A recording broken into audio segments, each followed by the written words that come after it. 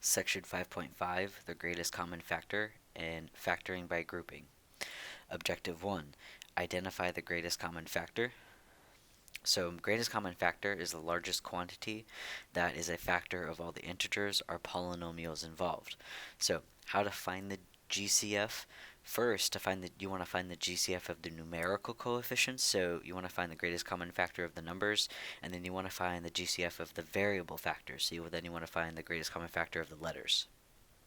So example 1, we're going to find the greatest common factor for each of these. Part A. So for A, we have 3x squared, 12x to the 4th, and 18x to the 5th. Now first we want to look at the numbers. We have 3, 12, and 18. What do 3, 12, and 18 have in common? Well, they are all divisible by 3. Now we want to take a look at the variables. We have x squared, x to the 4th, and x to the 5th. Anytime you have the same variables, it doesn't matter if it's to the 4th, to the 5th, to the 2nd. If it's an x, you want to go with the smallest exponent. So x squared is the smallest one. That means all of these have x squareds in it.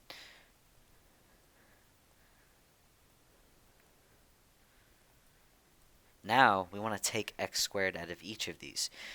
So when we take we want to take 3x squared out of each of these. So when we take 3x squared out of 3x, we're left with 1. When we take 3x squared out of 12x to the 4th, well, 3 taken away from 12 is 4. And then x squared and x to the 4th, there's x squared left. And then 18 divided by 3 is 6. And then x to the squared goes into x to the 5th 3 times. So we have x cubed left over.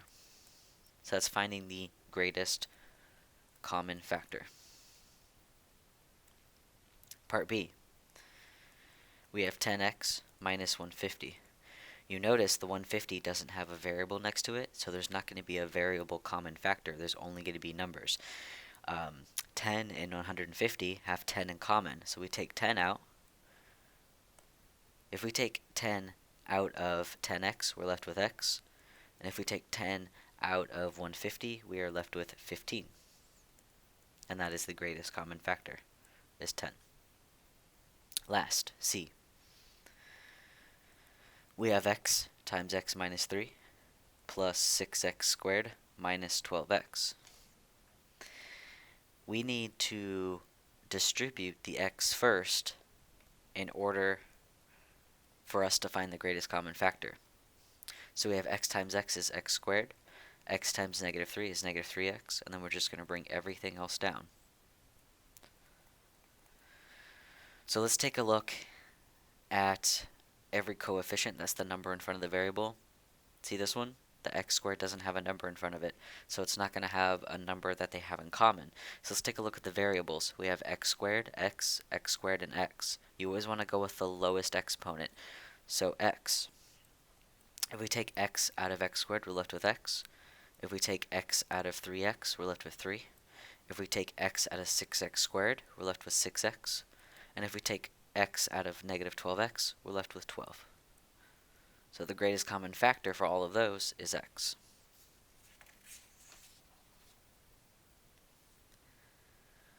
Objective 2, factoring polynomials by grouping.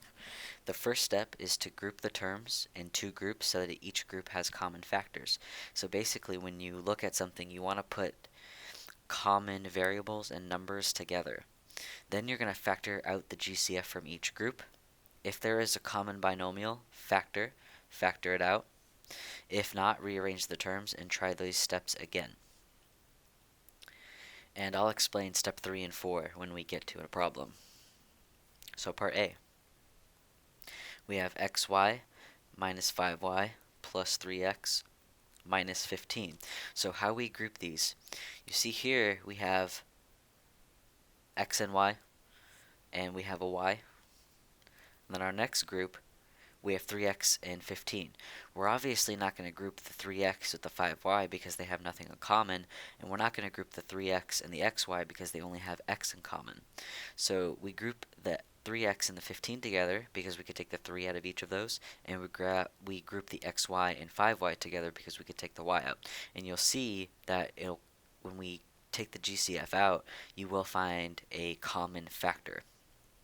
So the GCF of the green, let's first group them. So we have xy minus 5y plus 3x minus 15, so we group them together. Let's take the greatest common factor. So y is the greatest common factor. We're left with x minus 5. For 3x minus 15, the greatest common factor is 3, so we do x minus 5. See here how that's a common thing? It's the same exact thing. Well, we can take it out, and we take it out just by writing it once. So we have x minus 5. Now we're going to group the remaining together. So we have y plus 3. And that is factor by grouping. Now, if you went through these steps right here, if you went from here to here, and you didn't get a common factor, so if you didn't get a common factor like we did here, then you have to repeat the steps. Try again, group other things together. Okay, part B. We have 15x cubed minus 10x squared plus 6x minus 4. So you see we have x cubed and x squared. We're obviously going to group those ones together because they have bigger exponents together. And then we're going to group 6x minus 4 together because the 4 doesn't have an x and the 6 only has one x, so we could take numbers out of there. So we have 15x cubed minus 10x squared plus 6x minus 4. Let's take the GCF out of each of these. So for 15 and 10, they both have 5 in common, so we take out 5. And then they also have x cubed and x squared, so we go with the lowest exponent is x squared. So when we take 5 out of 15, we're left with 3. And when we take x squared out of x cubed, we're left with x. And when we take 5 out of 10, we're left with 2. And when we take x squared out of x squared, we're left with nothing. Moving on, so 6x minus 4, they have 2 in common. So when we take a 2 out of 6x, we're left with 3x. And when we take a 2 out of 4, we're left with 2. So you see how now we have the common factors. So we have 3x minus 2, and then we're going to combine the last two remaining terms. So 5x squared plus 2.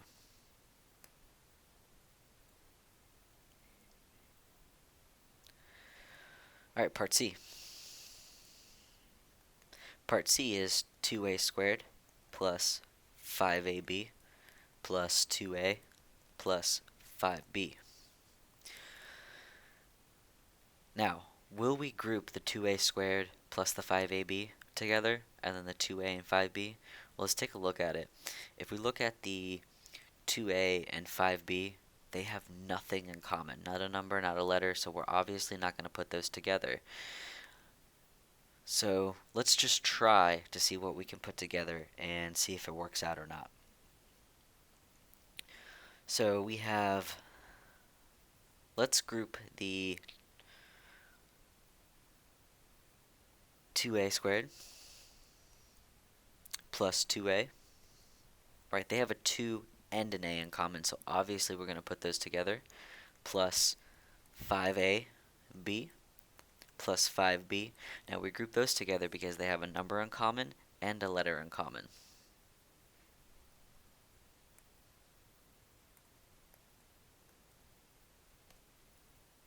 So let's take a look at our GCF.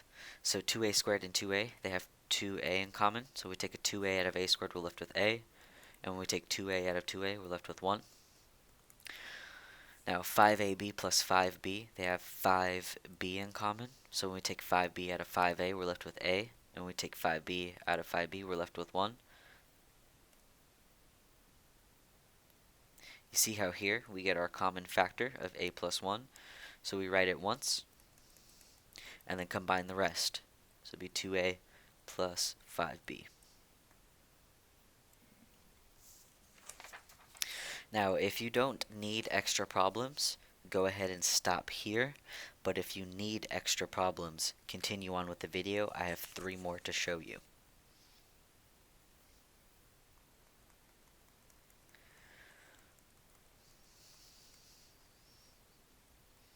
So here are our extra examples. Number 1, we have 12a cubed minus 9a squared plus 4a minus 3. So you might want to join the 12 and the 4 together, but it's not going to work, and I'm going to show you why. So let's say we join the 12a cubed plus 4a plus negative 9a squared minus 3. So when take the GCF out of 12a cubed plus 4a, it's 4a. So when we take 4a out of 12a cubed, we're left with 3a squared. And we take 4a out of 4a, we're left with 1. Now, you see this negative in the front right here? We never like that, so let's take it out when we take the GCF out. So now we have minus, because we're taking the negative out. So 9 and 3 have 3 in common. There's no a with the 3, so it stays there. So we have negative. We're going to switch the signs. So negative and negative become positive. So we have 3a squared left over, and then plus 1.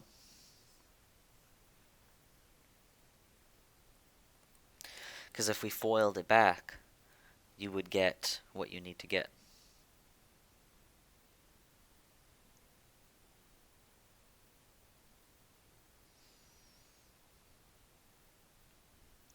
Now that we have a common factor, we can go ahead and factor that out. So we have 3a squared plus 1, and then times 4a minus 3. Now there's 2 ways you could have done this. You could have also grouped the 12a and the 9a squared. So regardless of how you really did this, there's 2 ways of doing it. Alright, number 2. So we have 40xy plus 30x minus 100y minus 75. Alright, let's group some together. We're going to group the 100 and the 75 together because they have more in common. When we think of quarters, they have more in common, and then 40 and 30 have more in common together because they both have the x's together.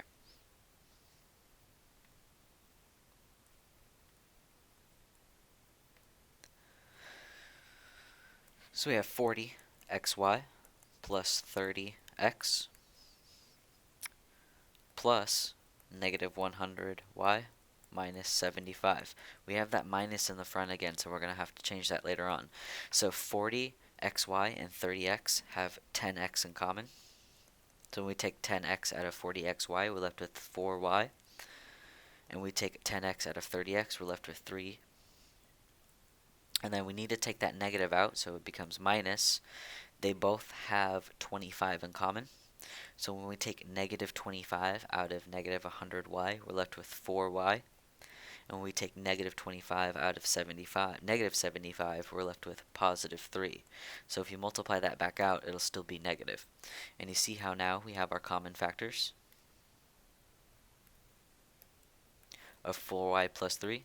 So we have 4y plus 3 and 10x minus 25.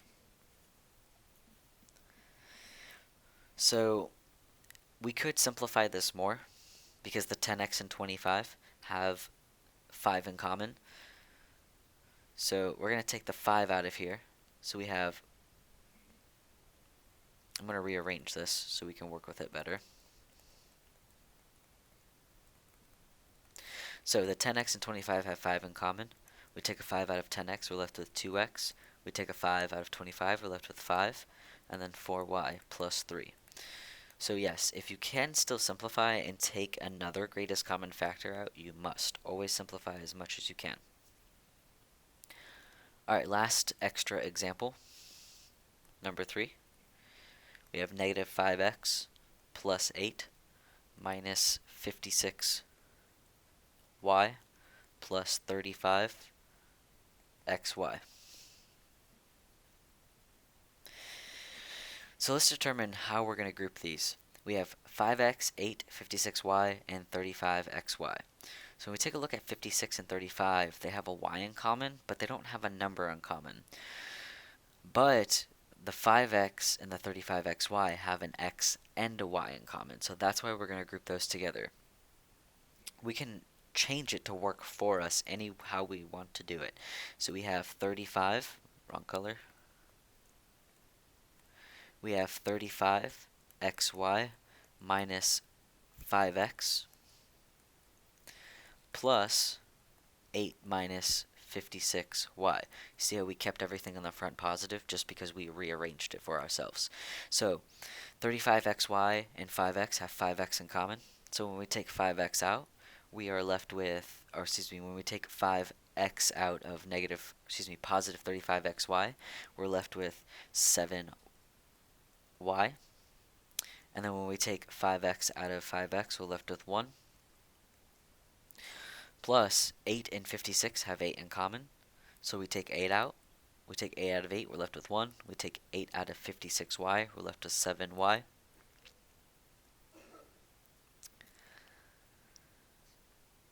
So you see how they're almost identical? They're almost identical. Let's take it out. So we have 7y minus 1 and 1 minus 7y. We can get these to look like each other any way we want to. So let's rearrange this one. We have negative 7y plus 1, and then we can take out the negative in order for it to be 7y minus 1. Now they're the same. So I'm going to switch this in right here. So we have 5x times 7y minus 1. So we're going to switch this. The negative goes on the outside, so it's negative 8 and then 7y minus 1. Now that they're common, they're the same thing, we can go ahead and take it out. So we have 7y minus 1 and 5x minus 8.